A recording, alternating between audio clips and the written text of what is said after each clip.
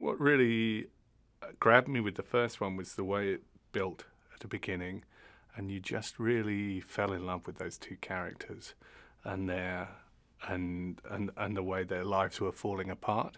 And I was just sort of so taken with this world, and then suddenly you get the knock on the door and everything's flipped up the other way around. And I just thought, wow, that's great. It was such a slow build.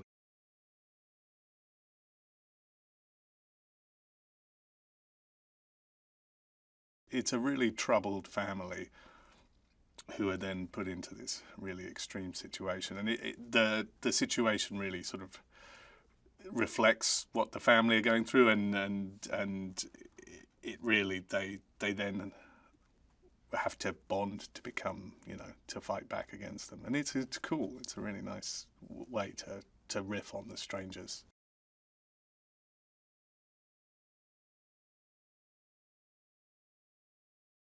She's got the dark hair and the Ramones t-shirt, and there's the teen angst there, but she's we see her with a opening in her bedroom with her teddy bears, and something's gone wrong along the way.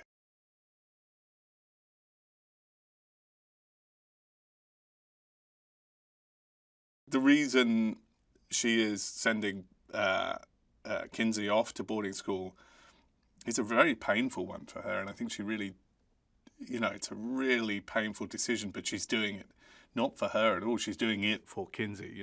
She's sacrificing for Kinsey, knowing Kinsey will hate her for doing this, but she wants to give her the best start in life.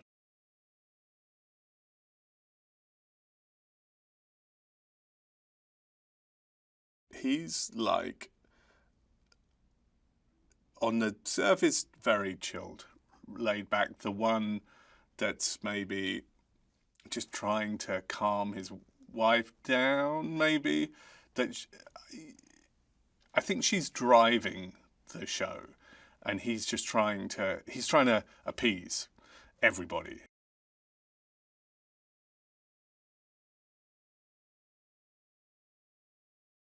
He really loves his sister and looks out for his sister, and he's kind of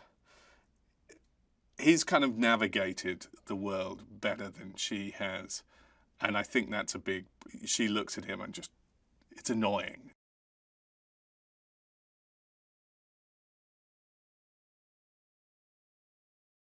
When we arrive, it's very empty, and there's something awry, and it feels creepy.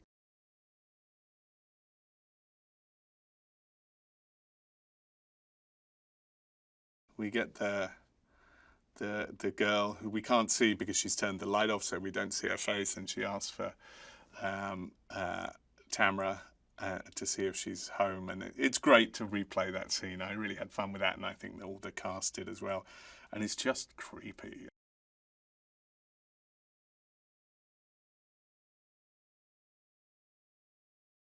The kids discover that their uncle and aunt have been killed, and then the family are split up, and then the strangers start to play and start to attack them, pick them off, and it becomes very dark and very scary.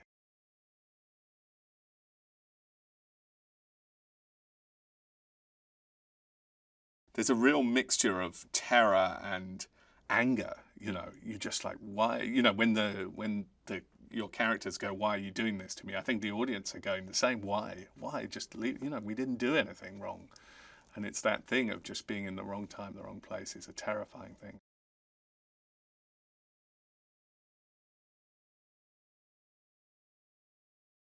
They have to learn to protect each other, and then they have to. That's not enough. Initially it's like, okay, we've got to hide, we've got to run, and then it's like, okay, this isn't working, and then it's just like, we're going to fight you, and we're going to go up against you, and that's a really cool moment in the movie.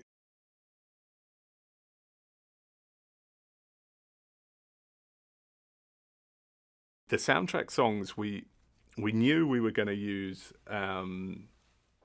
like an 80s song over the swimming pool sequence, and I'm a massive Jim Steinman fan, and so I was like, straight off when we were cutting it, me and the editor, I said, look, use Total Eclipse of the Heart, and we tried, and it just landed, it just worked, and the whole scene worked.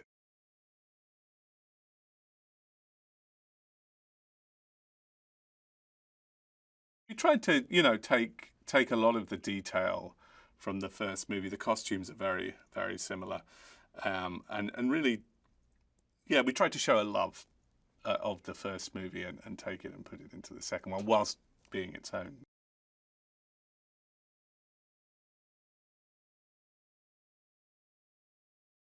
It's a film about a family staying in a trailer park, an abandoned trailer park overnight, and they are visited by these three